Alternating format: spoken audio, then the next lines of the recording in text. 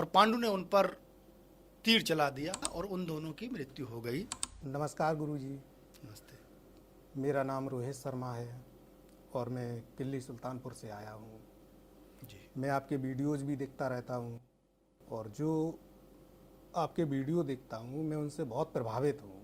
जी। तो हमारे एक सवाल था महाभारत पुराण से कि जब राजा शिकार कर सकते हैं, जब पांडु ने शिकार किया जी।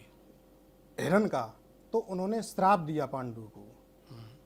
अब पांडु को तो मालूम था नहीं कि ये हिरण के रूप में कोई और हैं, तो ऐसा क्यों हुआ? धन्यवाद रोहित। और ये प्रश्न जो है वो अच्छा प्रश्न है।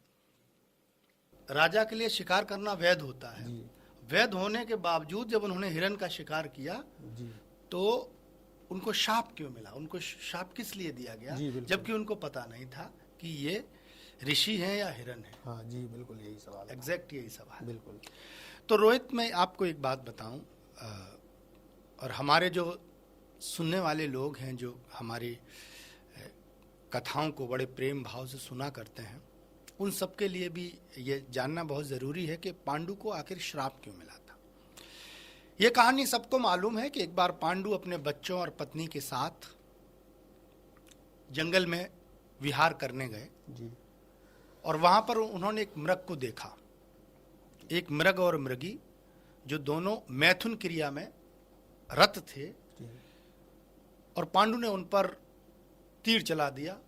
वो अलग तरह के मृग लग रहे थे, तो उन्हें लगा ये कुछ विशेष मृग हैं, इनका शिकार करेंगे तो मुझे ज़्यादा प्रसन्नता मिलेगी। जी तो ऐसे में उन्होंने तीर छोड़ दिया और उन दोनों की मृत्यु हो गई। जी बाद में पता चला कि वो ऋषि किंदम है। ये कहानी सबको पता है। और उन्होंने श्राप दिया। जी अब जो श्राप दिया है वो महाभारत में बहुत स्पष्ट लिखा है कि जब पांडु ने मृग को तीर मारा जी तो मृग कराहने लगा और गिरने लगा। पांडु दौड़ के उसके पास गए तो मृग ने कहा कि तुम तो बहुत उच्च कुल के राजा हो, तुमने ऐसा अधर्म क्यों किया? जी तो ये सवाल पांडु ने भी किया। जी उन्होंने कहा कि ऋषिवर, मैं एक राजा हूं और एक राजा शिकार कर सकता है। जी अब आपका प्रश्न ये भी होगा कि शिकार क्यों करते हैं लोग? हाँ, जी, उसमें भी जीव हत्या होती है। जी तो दरअसल क्या है कि आज के जीवन में और तब के जीवन में बहुत बड़ा अंतर था। पहले आदमी एक जगह एकत्रित होकर रहते थे।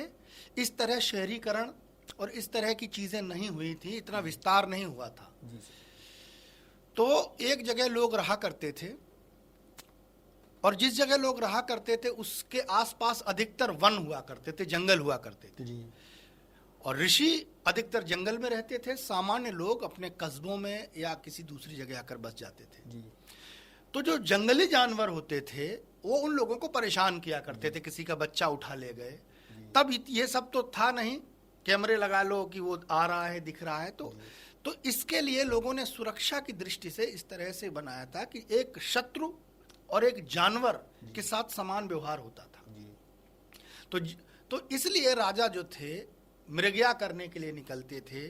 अगर उनको पशु कोई मिलता था उसकी हत्या कर देते थे। अब आप कहेंगे कि जो मृग है, हिरण है, वो तो हिंसक पशु नहीं है, जी तो उसकी हत्या क्यों की जाती थी? उसके पीछे एक कारण था। दरअसल हिरण, ऋषि जंगलों में रहते थे और हिरण भी जंगलों में रहते थे। तो अक्सर जो हिरण होते थे वो ऋषियों की तपस्या भंग कर देते थे, वो उधर से गुजरते थे, विचरते थे। तो इस कारण एक ऐसा लोगों ने अपना एक नियम बनाया कि जो अनावश्यक जानवर हैं, जो अनावश्यक रूप से हमारे यज्ञों को, हमारे कार्यों को प्रभावित करते हैं, राजा उनका शिकार करे।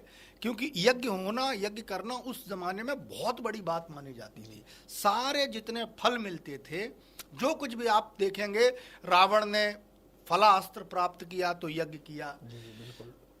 उसने वरदान प्राप्त किया तो यज्ञ किया। तो यज्ञ प्रत्येक जो भी कुछ पाना होता था उसका मूल होते थे।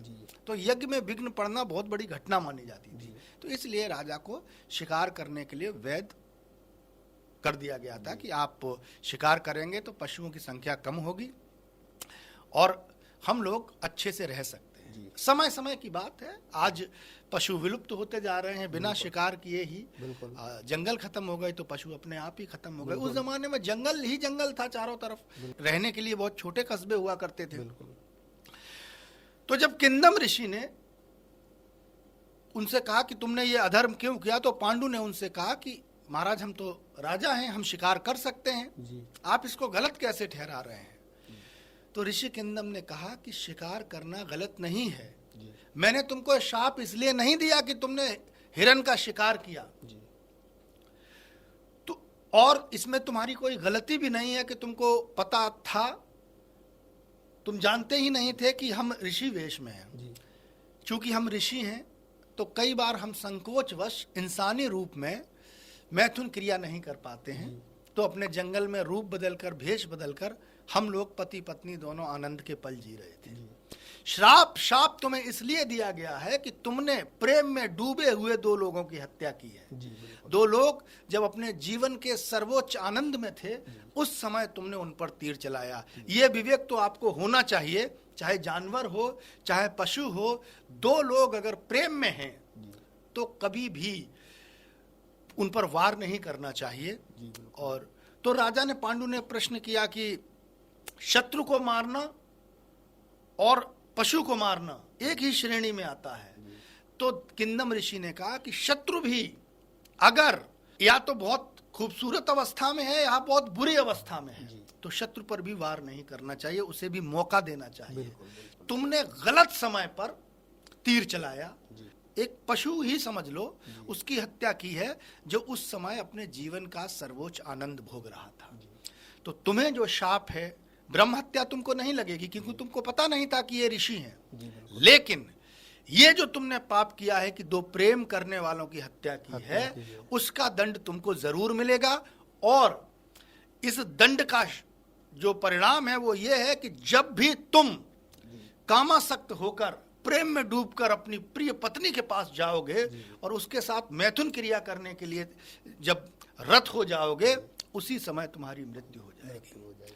तो जो पांडु को शाप दिया गया था वो मृग की हत्या के लिए नहीं दिया गया, वो प्रेम में डूबे हुए एक जोड़े को मारने के लिए दिया गया था। और इसलिए पांडु ने ये शाप खुद स्वयं स्वीकार भी किया। पांडु ने ये माना कि मुझसे गलती हुई। और इस तरह फिर पांडु जब माद्री के पास गए कुछ समय के बाद, तो कामासक्त होकर, और ऋषि का जो शाप था वो फलीभूत हुआ और उनकी मृत्यु हो गई। शाप और वरदान आज भी होते हैं, लोग इनको मजाक समझते हैं। लोग कहते हैं शाप और वरदान जैसा कुछ नहीं होता, जबकि आज भी अगर किसी निर्मल मन के व्यक्ति को कोई बहुत पीड़ा देगा और अगर उसके अंदर से आह निकलेगी तो निश्चित तौर पर वो आह जरूर जरूर जरूर परिणाम देगी और उस व्यक्ति को उसी लेवल का दंड मिलेगा।